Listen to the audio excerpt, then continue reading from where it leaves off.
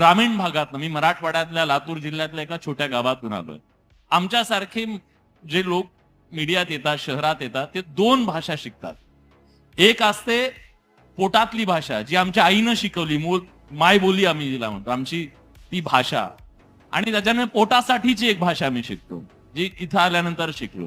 पण हे शिकत असताना ना, प्रत्येक वेळी तुमचा अपमान सहन करावा लागतो. कारण खेडगुजर तुम्ही बोलता, तुम्हाला गावंढळ तुम्ही बोलता, तुम्हाला प्रमाण भाषाच येत नाही, तुम्ही पत्रकारितेच्याच लायकीचे नाहीयेत, वगैरे वगैरे सांगून अनेकांचं करिअर इथं उद्ध्वस्त झालेलं आहे. हे मान्य करावं लागेल ह्या महाराष्ट्रामध्ये.